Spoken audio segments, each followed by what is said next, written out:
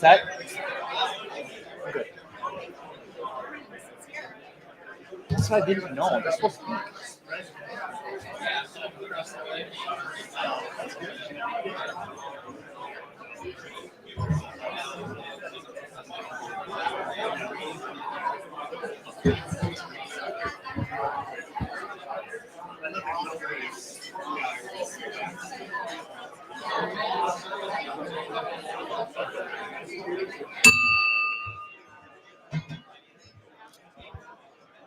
Good morning. Hello, everyone.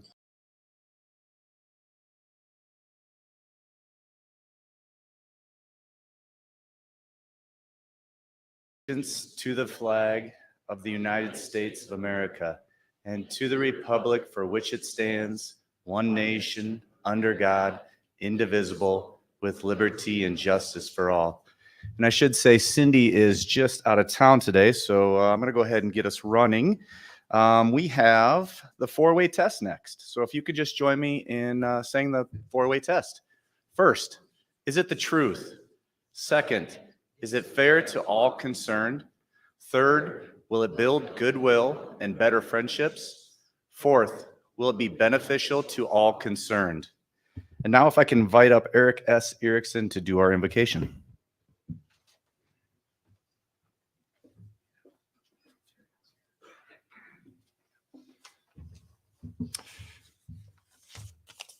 Thanks, Eric. Good afternoon, fellow Rotarians and many guests. First, before we do our invocation, it's no secret to this group, but a week ago today, Turkey and Syria were struck by a devastating earthquake that killed now over 36,000 people and left people across the region without shelter in a bitterly cold winter. As you know, Rotary has 1.4 million members worldwide. You're part of that membership, and the Rotary world responded immediately. Rotary International President Jennifer Jones activated our disaster response efforts, communicated with the affected districts, and encouraged governors in those regions to apply for disaster response grants and share information about their relief efforts so that Rotary can amplify the calls for support. So the Rotary Foundation trustees decided that all donations made from now until the end of March are going to be, that are directed to the Disaster Response Fund, will be used to aid earthquake relief efforts in that region. In addition, the trustees made available more than $125,000 to Rotary districts affected by the earthquake through district response grants. And as you can see here, here's the website. If you go to rotary.org, it's very clear where you can give. And so if you direct any contributions to the Disaster Response Fund, those funds will go to helping the folks in Syria and in Turkey. Let's pray. Lord, you are the giver of life. You see all people equally, whether we're in this room or struggling to find shelter on the streets of Sioux Falls or mourning devastating loss like the people in Turkey and Syria are right now. Our hearts are with them. You've placed us here as your answer to desperate prayers for help. Inspire us, Lord, to see people as you see them and to put our own interests aside in favor of someone who needs us. Thanks for providing us the means and the physical ability to meet here today together. May you bless our conversations and the new friendships that are made and work in all of them to create a better place for everyone to live. Amen.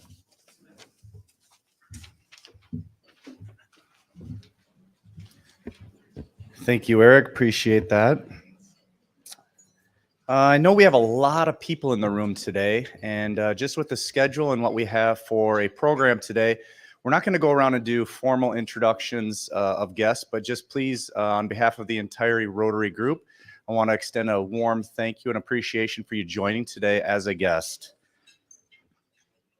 We do have some junior Rotarians in the audience today, and please bear with me as I try to pronounce all the names correctly, but I'm going to apologize in advance. From Washington, we have Mara McIntyre. Can you join me in welcoming Mara, please?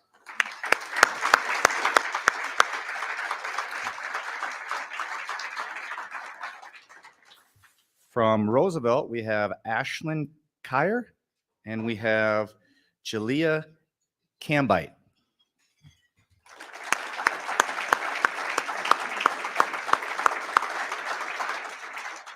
And then I was not able to find, but is Mernal Param from O'Gorman in the room? Okay, well, we will follow back up with Param. We do have a little bit of business today, so we're going to go ahead and bring up Aaron Clayton, Matt Paulson, and Eric Erickson again as we do some introductions for some new members.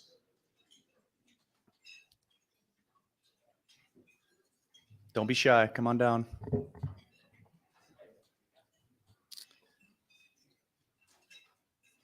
Matt, do you want to go ahead and go first? Matt Paulson will be introducing Aaron Gonseth. Yep. Perfect.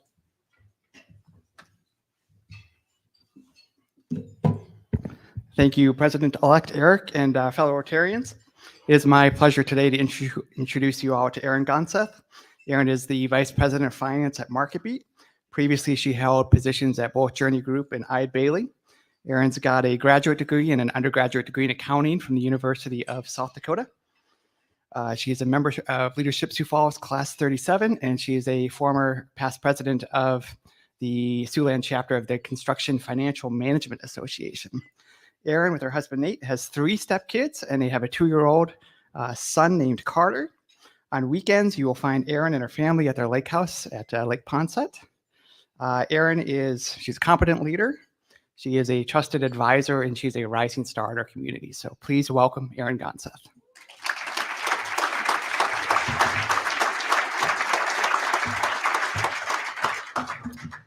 Thank you, Matt, for the introduction and the warm welcome, fellow Rotarians. I was kind of hoping for a flop in the presentation today, so I had to speak to less of you. But Riverline District brought everyone in the house today. So, as Matt mentioned, I am a CPA. I've spent the last 10 years of my career primarily in the construction industry. 5 years at Eide Bailey, focusing on construction and construction-related clients. Followed up by about 6 years of leadership team experience over at Journey Group as their CFO. Following accounting, finance, IT, and risk management were the areas that I oversaw over there. During that time, Journey Group experienced significant growth and went through 2 strategic acquisitions. I'm really grateful for my time over there. I would say, looking back on my career, my 2 most proud moments are I was the first female shareholder at Journey Group, a 100-year-old company.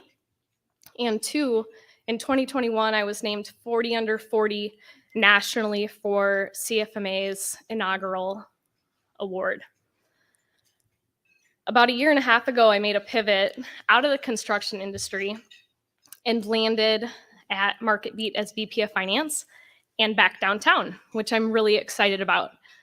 The move has been really good for me in that it's allowed me to succeed at all of my roles better, primarily being a new mom with a 2-year-old at home, and 2, having the time and support to get involved in the community. So I'm really excited to be here. I'm excited to make meaningful connections with you all, and also to find ways that I can give back with my time and talent back to our great community. So thank you.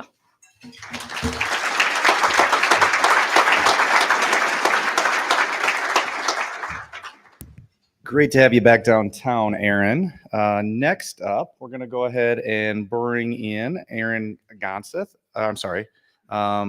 Aaron Clayton to introduce Brian. Yeah.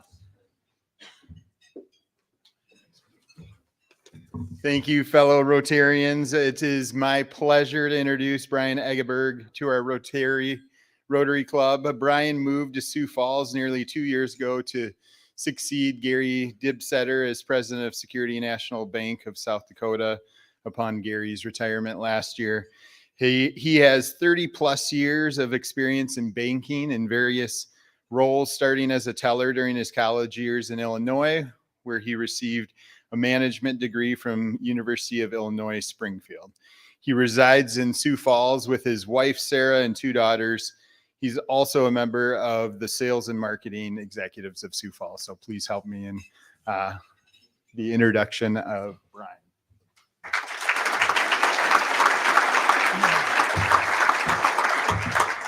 Thank you, Aaron, and thank you for having me. As one of the, 18,000 new people to the community in the last 3 years, it's interesting just to hear everybody's thoughts about the growth of the community and how things are going.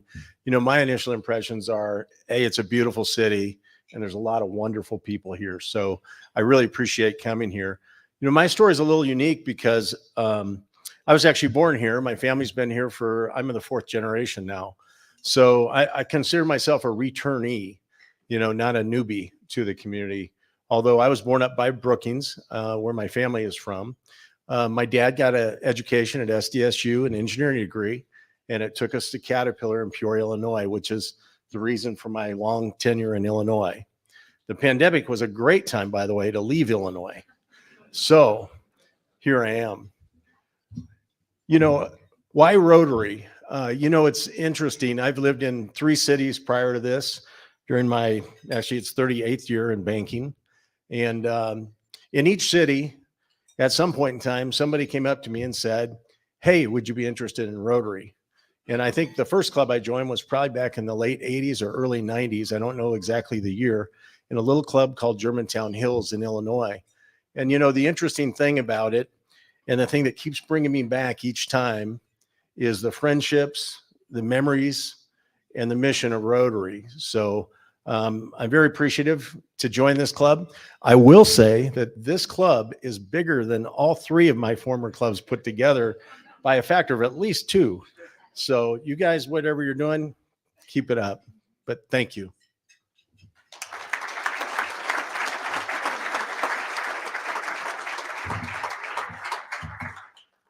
Well, what a great day to have 2 new inductions into Downtown Rotary. And just a plug on that note, I think I'm going to jump forward in the agenda, but the Show Your Love membership drive's going on.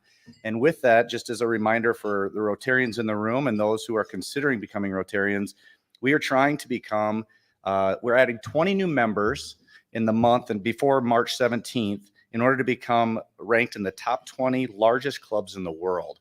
So pretty big distinction for us, and we're getting really close to it. If you do join, or if you have someone who wants to join between now and March 17th, we are waiving the $100, the initial joining fee. And then ultimately, anybody that also is bringing in a new member will receive free lunch for the rest of the year. So there's a little bit of something for everybody. There's a drawing. Oh, well, no. Free lunch on Tony then. No, it's a drawing for a free lunch. My bad. Okay. Not enough in the budget? All right. Well, we'll stick with the drawing then. Okay, if I could invite up the panelists.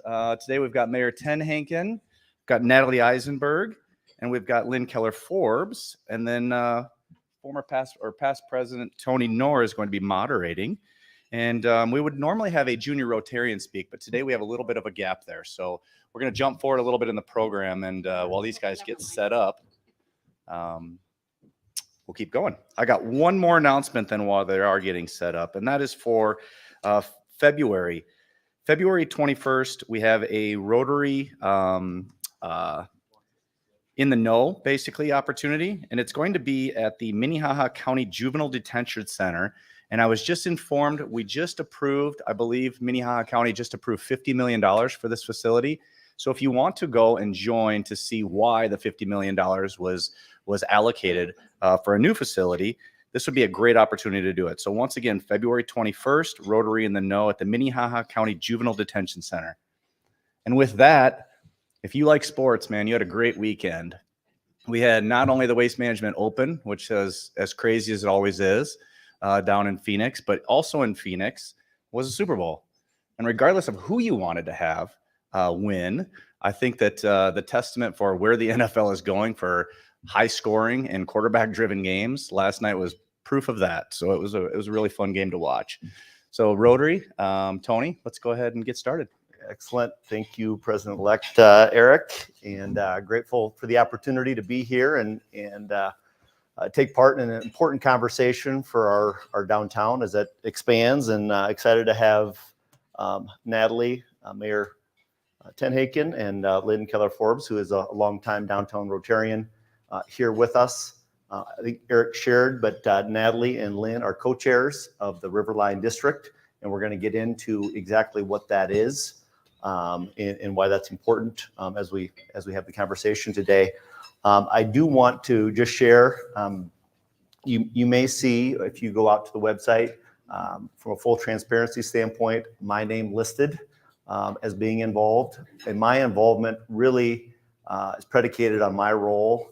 I'm currently chair of the Event Center Complex of the Campus Advisory Board.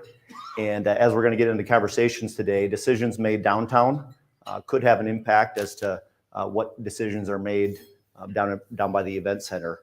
So that symbiotic relationship has really been the lens through which that I've viewed the work to this point, and we'll be keeping a close eye on the progress as we move forward. So with that, let's go ahead and get started. Mayor, we're going to get to you, but I want to start with the co-chairs.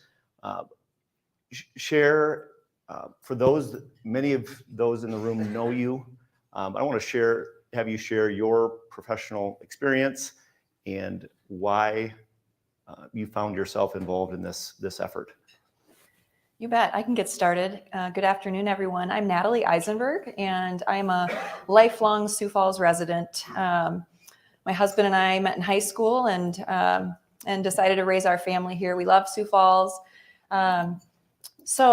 Professionally, I have grown up working in agencies in this market. I was first at Lawrence and Schiller, and then I moved over to Clickrane in 2016. And most recently, we have purchased Lemonly, another agency, and moved into East Bank of downtown. So we have your Rotary president-elect and I run a business called Clickrane Inc., and our two agencies are now right there. I was asked to join the stakeholders group really as part of the neighborhood. Excellent. Thank you, Natalie. Lynn. Lynne Keller Forbes. I actually run 3 organizations, the Southeastern Council of Governments, which is a long-time organization that's been involved in economic development. I also run Southeastern Development Foundation, which is a regional revolving loan fund, but also has a housing component of it as well, where we run a construction company. And then the third piece that I run is Dakota Business Finance, which does SBA 504 lending. So all of those organizations have been around in this community and been very supportive of the community. My involvement in this started with a request to become one of the funding partners for some of the initial upfront costs that were going to be incurred. And so both the Southeastern Development Foundation and Dakota Business Finance saw this as a good opportunity and stepped up and invested dollars to help get some of those initial costs covered. As far as personally being the co-chair, I was asked if I would become involved with this process, and I think that this is a great opportunity. You don't often get a chance to acquire over 8 acres that would be contiguous to your downtown. So I think it's a wonderful opportunity, and I look forward to dreaming with all of you and trying to figure out what is the best use of the property. Excellent. Thank you both. Let's now shift to Mayor TenHaken. I believe we have some visuals that we're going to put up. I want you to orient us to the property, and where you're at in the process, and talk to us about the history of this property, what it means to our city. Yeah. So who's running the PowerPoint over there? All right. We'll go to the next slide. So first off, Riverline District, we in Sioux Falls we've done a good job of branding, Downtown Sioux Falls, the East Bank, Uptown, and a lot of people don't associate downtown with jumping over the river, all right, and on this side of the viaduct. But really, that's where our downtown is moving. If you look at an aerial view of our downtown, you don't have to be a developer to see where there's opportunity and where downtown is headed. And so the Riverline District was given that name because it's on the river. It's on a rail line. There's no other Riverline District in the country that we could find. So we have the only Riverline District in the country. As a recovering marketing guy, you've got to brand something out of the gate. And so giving it the name Riverline District just really resonated with people. What you see on the screen here, to try to get your bearings, okay, you see that kind of square area in the middle. That's the old Drake Springs, actually. And right to the right of that, so if you're looking at right to the right of that, is where you would start to see the Sears building, the current Sears building, right? So 10th Street is right off to the right of this photo. So if that's making sense to you, you can see how right towards the middle of that, where you see the Drake Springs, you see that little round circle there, that little well? Well, if you jump forward to today, you see the Sears building and the Nour outset picture, and then that little well over to the right. So now you kind of have your bearings of where you're at. in that area. The Drake Springs, we call it the Drake Springs Pool because if you go to the next slide, actually, hold on, stay here 1 second. Sorry, I forgot one thing. You can see the start of a baseball field over there in the upper right. The original baseball stadium in Sioux Falls was located in this area. You can see the start of the infield there. There's actually a ton of history of people who played baseball here. Babe Ruth had played baseball here.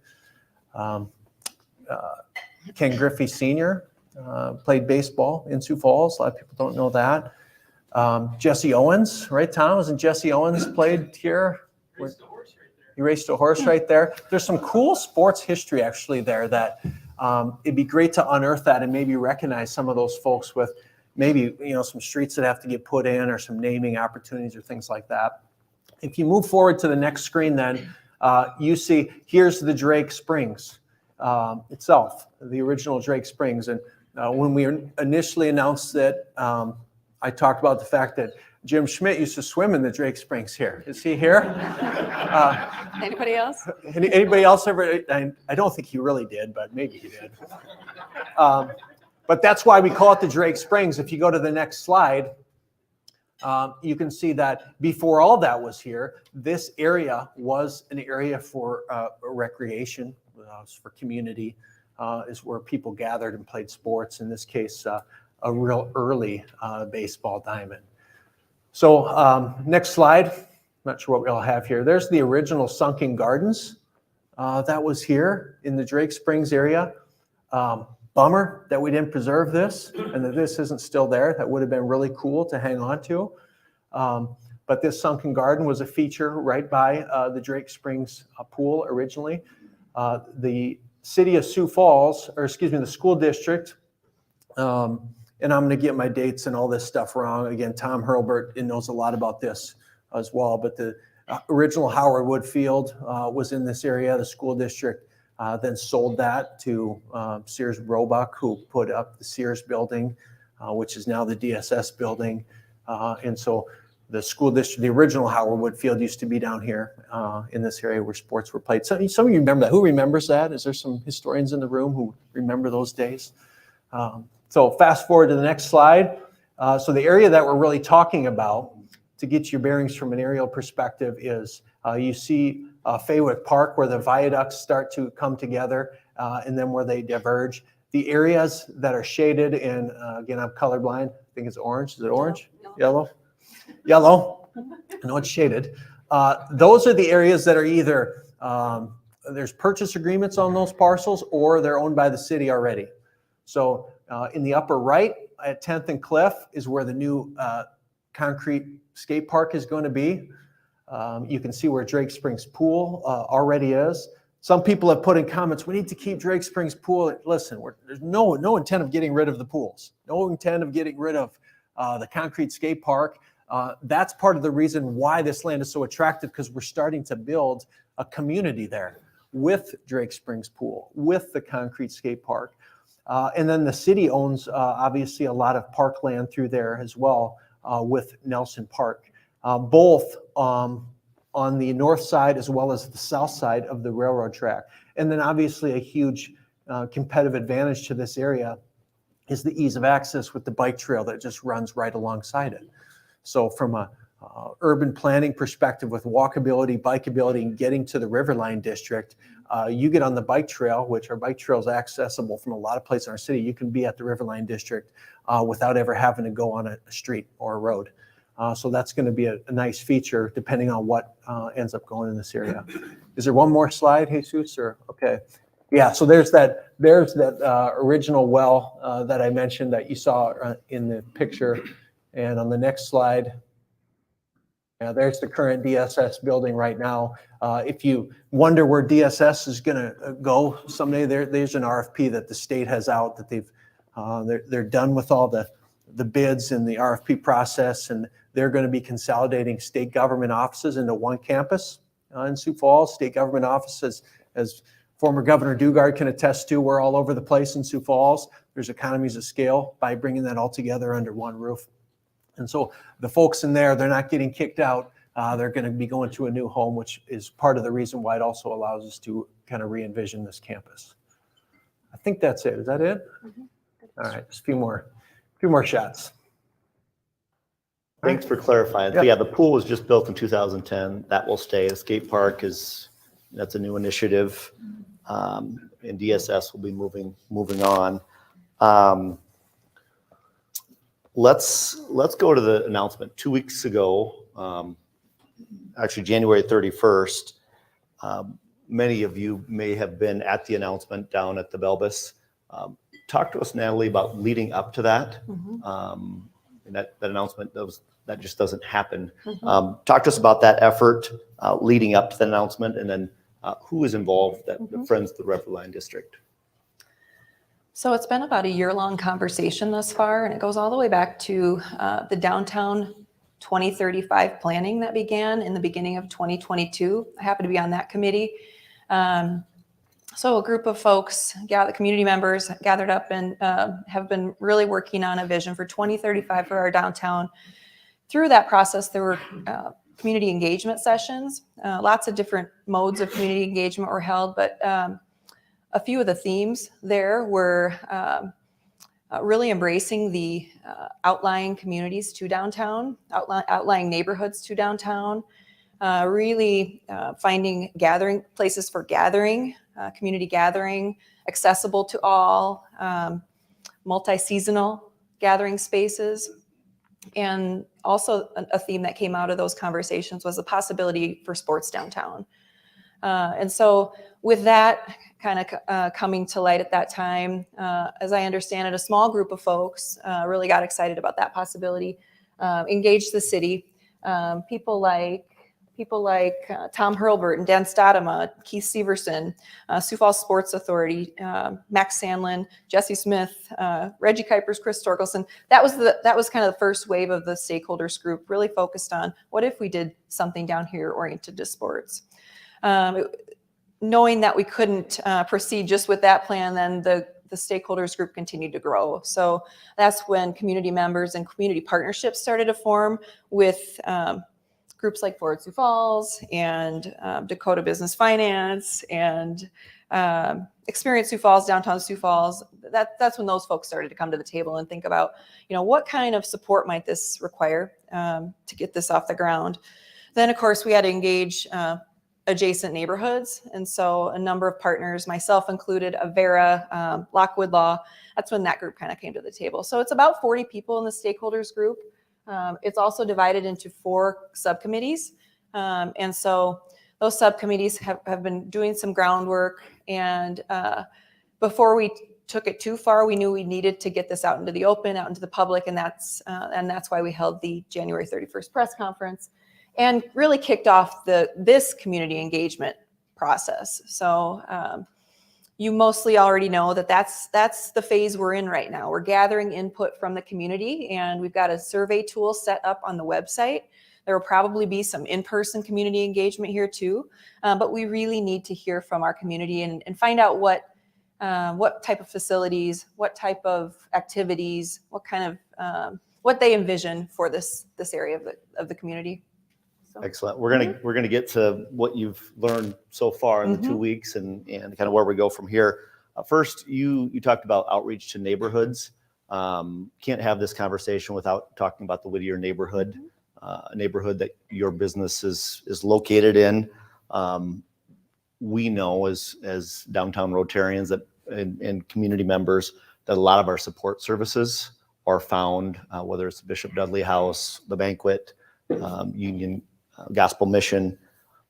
Talk to us about where economic progress meets neighborhoods and kind of finding that right balance and some of the challenges and opportunities that you foresee.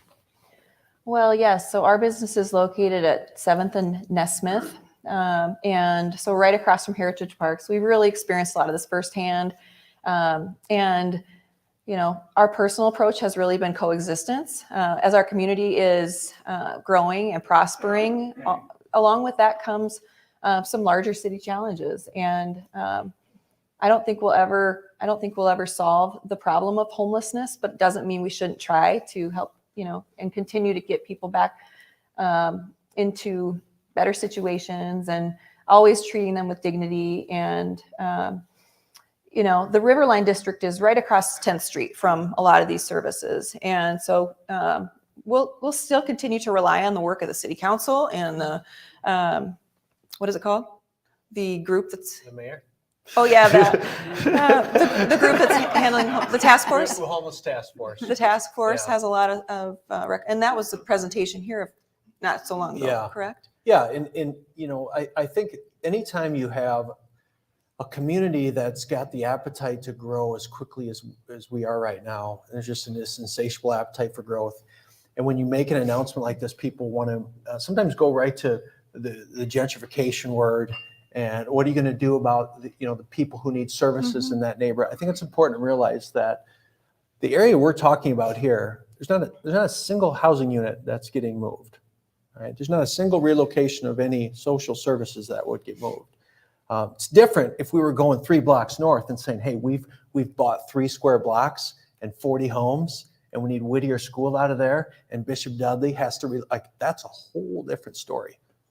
There's very little gentrification happening with it, which is why this parcel is so attractive, and why a lot of people should be excited about it and are excited about it, because an opportunity like this, when you have 8 to 10 acres in the core of your city where you're not displacing a single housing unit, is pretty darn rare. And I remember one of my first projects when I came into the city was a developer wanted to redo the Huey apartments right here. And oh my gosh, people were mad about that. You know, there's 50 housing units in the Huey apartments. The Huey apartments are, right next to the Treasury and the Carpenter Motel. And so much so the pushback was great, and they're still the Huey apartments. That didn't happen. And so I think we're very cognizant of the challenges of the neighborhood, but we're also not going to let that hinder progress as well. I think those efforts can continue to coexist.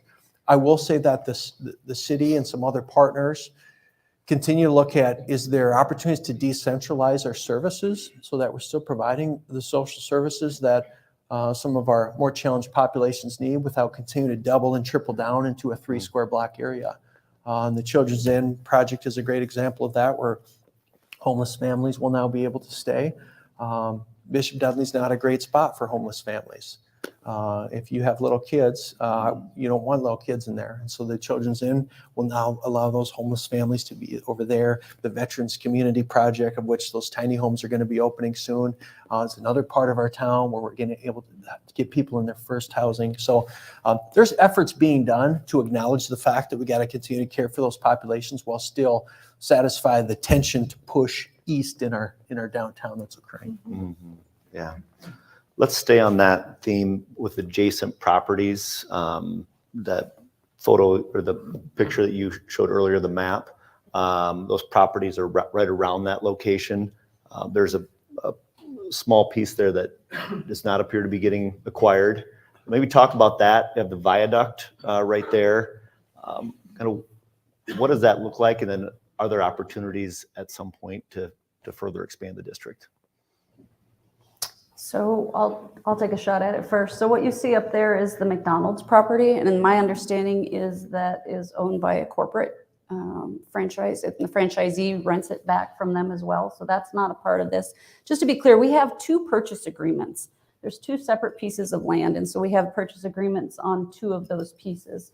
We do not have the one, if you're familiar with it, that's kind of to the left. That's the Record Keepers building. We do not have that under contract either. So we've still got a large swath of land with what the city already owns. Would it have been nice to have all of those? Sure. But is it detrimental to the project without them? No. You can still do a lot of good with what we've got under contract at this time. And the McDonald's franchisee is on the committee, on the Riverline District Committee, very excited about this for whether that franchise stays or not. He's excited about it. I think it's also important to point out on this map, that viaduct where you see it Ving right there and separating, you go right under that, and that's now Jake Christensen's huge development from Des Moines, Iowa, that we just announced recently, the last huge parcel of the rail yard district. So while you may think when you're at 8th and Railroad that you're a long ways away from this area, you walk right under that viaduct and you're there. So the connectivity to what's already been a real energized part of our downtown, I mean, you're less than a quarter-mile walk to get there. That viaduct, though, is an eyesore. It's a speed ramp. It's unsafe. It goes way too high. And working with the state DOT, that will get redeveloped in the years ahead. Now, we don't have a timeline for that, but it's aging. It needs to be redone. Bridges are expensive, if you haven't heard. So but there is a plan to redo the viaduct. And the viaduct itself, it can be reimagined. Does it need to be two? Does it need to separate? Think if that was only one lane over. I know our traffic flow people, if they're in here, would be hot about it. But look at all the land you would open up if that was only one lane that went over. And it would calm traffic as you go into downtown. And we create a much slower downtown. And there are people who would not like that because they want to get as fast as they can to different places, but it would create a better experience. So that's also an opportunity that is going to allow us to change how people access the viaduct or access Riverline District. And there's also a real big parking ramp with a whole lot of parking spots. It's just on the other side of that viaduct too, which is very, very walkable to the Riverline District. Excellent. Well, thank you for covering that. And I just think it's important in the context of the overall development that there are opportunities beyond what's shaded in orange or yellow. Let's go to public input. No, you said this is going to be part of the process. We're 13 days in. What have we learned so far? And then beyond that, how do you see this playing out? Well, anybody can actually go and see some of the comments. If you are interested, you can go to the map and actually see people's pins. And for every pin someone drops on the map and leaves a comment, people can either like it or not like it. It's really interesting to see what they're saying. But honestly, there are a ton of great ideas. There is a wide range of ideas, anything from pickleball to frisbee golf to curling to baseball and soccer and pulling in our collegiate sporting events. I think a strong theme is year-round. We've got to find ways to use this property year-round and work with our climate here so that especially the neighboring communities, families, and kids have a place to be in the wintertime. I think that's really important and is surfacing as a theme there. What else have we learned? Well, if you haven't taken the survey yet, I'm going to plug this while I'm thinking about it. We've tentatively scheduled to shut it off or to end it at March 24th. So we want to give you a little bit of extra time to do that. But if you haven't, riverlinedistrict.com is where you would take the survey. So just wanted to remind you of that while we were talking about it as well. Yeah, I think, obviously we talked about sports, and I think we have an opportunity. Is this an opportunity to bring sports back to our downtown? And does the community want that or not? And I think the last thing anybody wants to do is force something on the community and sell something that they're not buying. I will say, though, that historic projects in Sioux Falls, whether it's the Washington Pavilion or whether it's building a convention center or an event center or a Denny Sanford Premier Center, typically aren't 100%, hey, let's go. They're oftentimes, remember Taco? Who's the Taco group? Remember Taco, some of the OGs in the room who taxpayers against something, they would fight everything. And so there's going to be naysayers who will say, we don't need a sports stadium. What we need is affordable housing. Yes, we need both. We really do need both. There are quite a few people who say this is a great place for housing. And to which I would say, housing certainly could be a component of the Riverline District. Is this going to be a housing development? It won't be solely a housing development. I'll just go on record with that. I think land that's purchased for 8 or 9 million, that's 8 or 9 acres, it's a very, very, very, very, very expensive housing development you would put in. But can housing be a part of it? Yeah, there's maybe some housing components that could be part of it. I'll tell you that the stadium discussion is polarizing. We have a baseball stadium right now that is tired, very tired. And we have folks who will say, well, I never go to the stadium. There's never anyone there. It's way out in the boonies. If you want to go to a baseball game in Sioux Falls, you have to want to go to a baseball game. It's not on your way to anything. Would that change if we built a state-of-the-art stadium with common areas and seating where corporate events could be held, places where you could get a drink at 8th and Railroad and walk under the viaduct and be at a baseball game? Would that change? I think it would. I think it would add a new element to our community big time. But people have to be able to see that vision and want to get there. We've also had the MLS reach out to us about soccer. They love Sioux Falls. They've had their eye on Sioux Falls as a market. And so do we want a turf stadium? Do we want a stadium at all? And I think that's why we're truly asking these questions, because I think the cake is not fully baked. It's not like, oh, this committee knows where they want to get and they're just doing this public thing to check all the boxes. We're not at all. We really want to know what this community feels we need for the next 30 to 50 years in our community in this area. Natalie hit on a really great point, though, and that city of Sioux Falls is sorely, sorely behind any peer cities with indoor year-round recreation space. So our kids get out of school today at 3:30. What do they do for indoor recreation? Unless you have the financial means and the transportation to go up to a Sanford Fieldhouse or someplace, there's not much for you in our city. And I think we need to address that, whether it's here or somewhere else, but I think that's an opportunity for us as well, especially given the proximity to all the kids and all the households that live in the core that could utilize a space like that. Yeah. Let's stay on that theme. You mentioned 6 weeks for the survey. Talk to us about past 6 weeks, kind of what you envision and how this plays out, how you balance competing ideas, and finally come to decisions for how we move forward.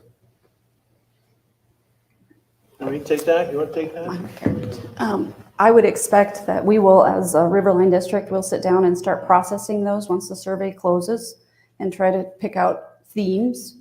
And what are those themes? I would envision at some point that we will probably hire a professional consultant that will help us manage this process. And finally, I would envision that we will engage the public in more what I would say stakeholder public type meetings. The city, I think, is very good about doing those types of meetings. I would envision some meetings with the neighborhoods involved. I would envision some open community meetings that all of you would be able to come in and give us your thoughts as well. You know as well as I do, when these projects come about, you always have people that are positive, and I've heard a lot of people that have been positive, yet when I go online, I see a lot of negative stuff in comments to this. So I would encourage you, if you support it, to bring those forward too. And as a community, I think that we tend to, maybe if we support something, we're not out there visually saying we're going to support it. Leave the comments on Facebook. If you think it's a good idea, say that. If you don't think parking is going to be an issue over there, say that. It just would be nice sometimes when I hear all the wonderful things as I'm out and about in the community, I'm not reading those online. So I would just encourage you to become engaged as well. I think this is just indicative of our time. And as a guy who just gets that all day long, it's just, listen, we got a purchase agreement for 9 acres and all we're doing is asking questions. How can you be negative about anything? If you think a 70-year-old building at the current site is a good use of the land, good on you, but you're wrong. That's not the best use of the land. So we need to dream, we need to vision. And there's honestly, that's why some of these people are in these chairs and you guys are in this room, because you're big thinkers. And you need big thinkers for stuff like this. The small thinkers will tell you there's no parking, baseball's a terrible idea, we need affordable housing there. What are you doing about the homeless? This city's full of crime. Potholes are terrible in that neighborhood. I'll blow my tire out going there. We got plenty of that. We got plenty of those people. But there's a chance for us to say, man, what an opportunity. Gospel according to Paul, I would love to be going to the Summit League at a place down here. I wish we had thought differently over decades about where we want to build facilities. This is a chance for us to do that. If the community's not behind it, we'll have to follow that. But I think we can get there. I think we can dream big. The thing we're not talking about though is money. How do you finance something like this? What is this? What does it cost to build a dream downtown? It costs a lot of money. And so public-private partnership is going to be a key part of, I think, whatever comes out of this. Well said. And I think of Teddy Roosevelt, man of the arena. You knew that some of this was going to come in terms of that. And I appreciate you guys stepping forward and asking the questions. One question that you do hear come up, and Jody Schwan in an article on the 2nd of February, it was titled "Canaries We'd Love to Engage in a Conversation." You talked about our aged stadium. It's something we're looking at from a events campus or events complex advisory board perspective as to what is the right answer. I want to talk about kind of the thought process heading into this. The first question in the survey comes out and asks about baseball. I don't think you've shied away from talking about that. We talked about the history in this at this property, that baseball is part of the history. You want to maybe unpack that a little bit? Well, I think part of the reason that survey says, should a baseball stadium be here or not? It's like, let's just get it out on the table. Are we ready to invest in a baseball stadium or a stadium downtown or not? Okay, let's quit dancing around it. Does this community want to see that or not? And if they say absolutely not, all right, then we'll see what other options exist. I will say that our baseball stadium is shot. We know that. There are people who will question the future of minor league sports. And when I say baseball in Sioux Falls, you think the Canaries. But baseball means Summit League. We could host the USD, SDSU battle match every year. We could have some incredible SEBA opportunities or state or regional or national tournaments here that we haven't even thought to bid for right now. And so we have to get beyond saying there's one tenant in a stadium. Just like when we built a Premier Center, we knew that if we build it, we may have a good shot at getting a Summit League basketball tournament here, which could be a big deal for our city. And thankfully, some of the forefathers said, we're going to burn some political capital to get this Premier Center built. And that thing is in the black every year. And the Summit League's the biggest event we have out there. And it's not the anchor tenant, it's a tenant. The Storm play there, and the Stampede play there, and Kenny Chesney plays there. It's different things. It's multi-use. But I think that's what we're trying to figure out. So when I say baseball stadium, people go, it's baseball for the Canaries. They have a stadium. They only get 600 people a game. We're not ready for that. Well, think bigger. Think bigger than that. Think what could be instead of what is. And I think that's the hard part, is challenging people's kind of thinking around baseball. Because we haven't been a baseball community for a lot of years. And it's no one's fault. We just haven't been a big baseball town.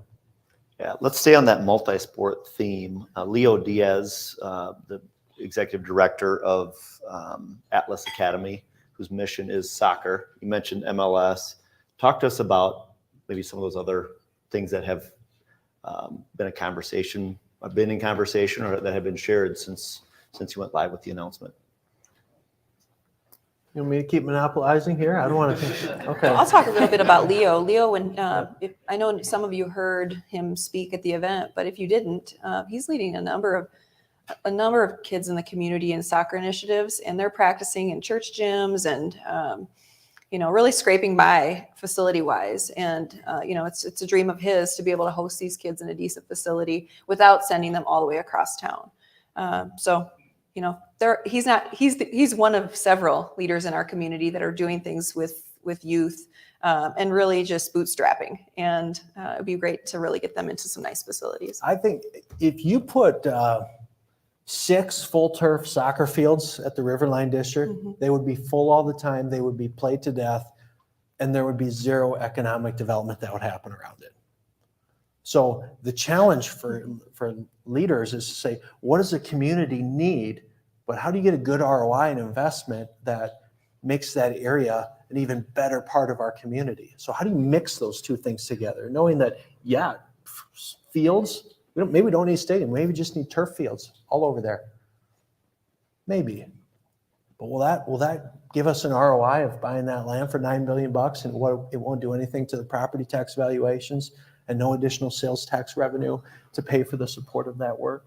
So do I think that some sort of youth community component is going to be part of the Riverline district? I hope so, because I think that's what the community really needs, combined with some things that will really spur the business community, an entertainment district.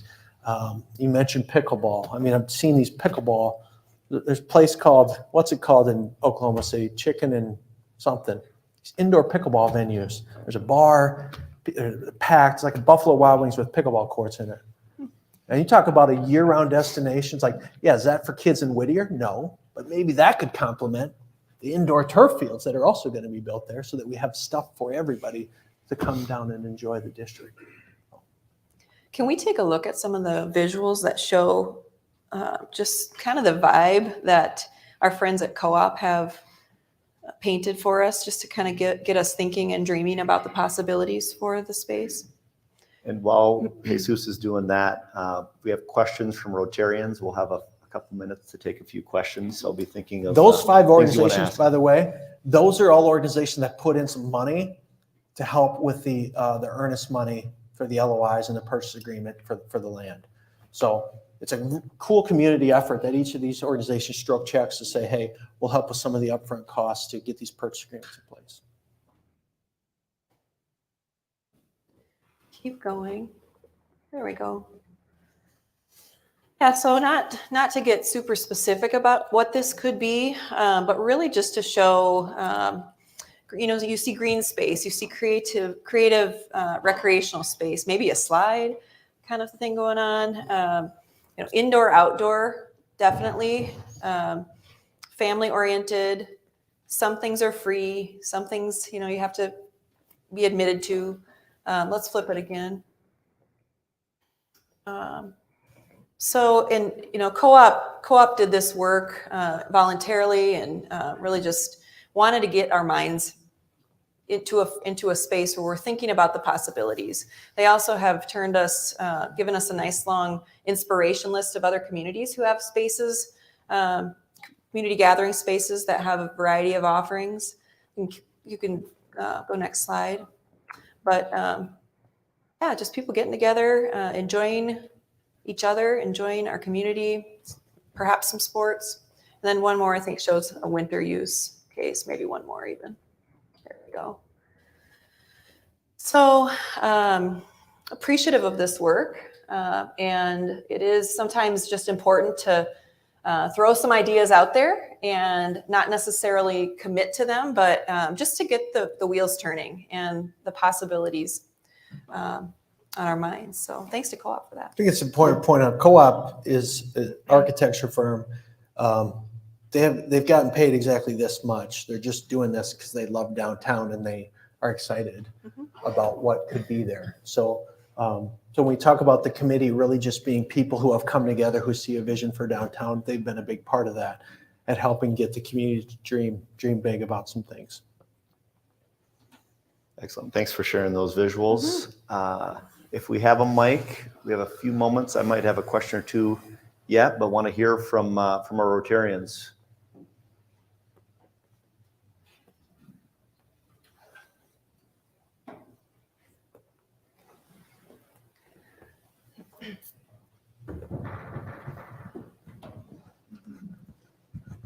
Hi there. Quick question. So, by the way, one of the top Kansas City's thinking about moving their ballpark downtown because they're not getting an ROI on what's rated one of the 10 best ballparks in MLB. Question I get as a new person who lives downtown is some people, I have not heard it yet, but apparently a lot of people hear the trains at night. Is there anything having to do with potentially putting in some, adding some, I know some people are having some issues with that, with the noise at the trains at night, and if that's involved in this project. Yeah, where's Jeff Eckhoff? I thought he was at your table. Is Eckhoff still here? He left. Yeah, okay. Yeah. Talk to Jeff Eckhoff. They're not called quiet zones, but they are called whistle reduction zones, and those are in process. Whistle reduction zone just meaning the engineer isn't required to blow their whistle. Right now they're required to because our crossings are not safe. So a whistle reduction zone means it's a judgment call. They can still blow their whistle as much as they want. BNSF has more power than Congress, like trying to work with them on this stuff. So there is work, and if Jeff Scherschlick was in the room, there's probably not a week that goes by where he's not emailing us about the whistle reduction zone efforts. So that is in progress, but it seems like it'd be a fairly easy thing to do. It's very, very challenging to do, but we're working on it. It's very expensive to do the studies and then to actually get the stuff in place where the arms are guaranteed that no one can get around and get onto the tracks. So a lot of costs with that, but they're in progress. Any other questions? Comments? Right behind you, Amy.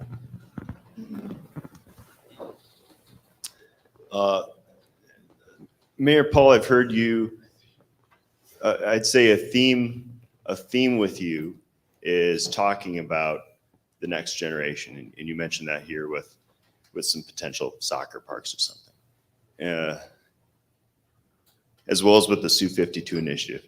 Can you speak to why that's such a driver for you? Well, I think honestly, Sioux Falls has historically, we've not done a good job caring for kids who need a hand up. And I'm bullish about that stuff because I see more and more kids in our community are slipping through the cracks.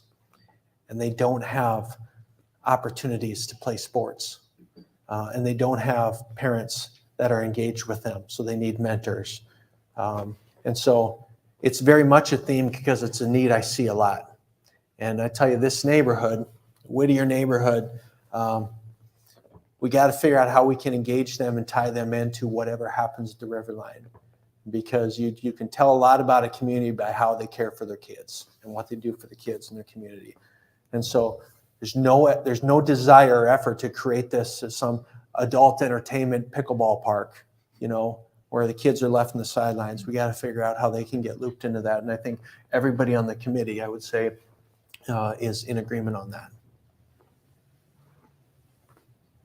I have a question.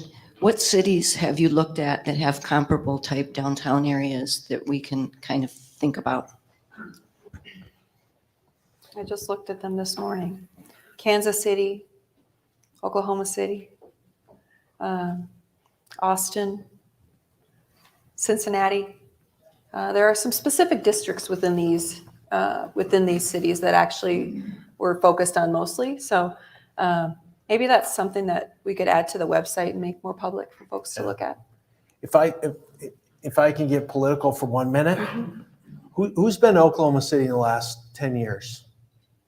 Incredible downtown. It has been transformed by something called their MAPS program, Metro Area Projects. And Metro Area Projects is a loss. It's a local option sales tax. And here's a Republican talking about wanting a new tax. But what it is every 7 years, Oklahoma City introduces a package of initiatives to the community. They need a new baseball stadium. They need a new school. Their 6th Street Bridge is shot. They need a new homeless facility. And they need some money for a salt storage facility. It's $200 million. They take that package, they put it on the ballot, and the voters vote on that package. Not on, I like the salt storage, I don't like bacon. You vote on the package. And if it gets passed, 1 cent sales tax is added to the community, to the MSA, and that funds those projects with cash. As soon as they're paid for, the tax expires, and they bring a new package forward, and the community gets to vote on it. Local control gives our community the ability to vote on something. We are a low tax state, and we don't not have a lot of revenue sources. So I'm nervous. I mean, we're talking about all this, but baseball stadium's $80 million, and you want an indoor recreation space for kids, 100,000 square feet, that's $40 million. And I mean, we're at $150 million. How are we going to pay for this? No idea. So we have to start thinking about some creative options like this. I'm working with Bob Munt and some others to start lobbying our legislature to give us at least the authority to offer a local option sales tax to our voters, whether they want to do it or not. Very tough sell in South Dakota with a very conservative legislature. I think it's a very important thing that we have to consider. If we want to keep dreaming big, these things cost money. Homeless shelters cost money. Veterans' tiny homes cost money. Stuff costs money to deal with these challenges. So that's my quick sermon on the Mount. So if you hear us talking about the local option sales tax, I think that's something that we're going to be pushing more in the next several years. Yeah, good questions, and thank you for the open, transparent answers to those. I want to thank all three of you for joining us today, and as you move forward, I appreciate that willingness to listen and learn and also dream big at the same time. So thank you again for being here. I'm going to ask our Downtown Rotarians to give our panelists a warm thank you. We'll ask Eric Ellison to bring us home. Well, I'll echo what Tony just said. Thank you very much to each of our panelists, and thank you to everyone for being here. There's one thing that's a fact I think all of us can agree on, and that is this city is going to continue to drive forward. And so having positive input along with ultimately some of the negative input that we're going to hear throughout the next few weeks on this project is inevitable, but ultimately it will drive us forward in the direction that we want to go. So thank you very much. Appreciate everyone for being here. This meeting, I forgot this last time, is adjourned.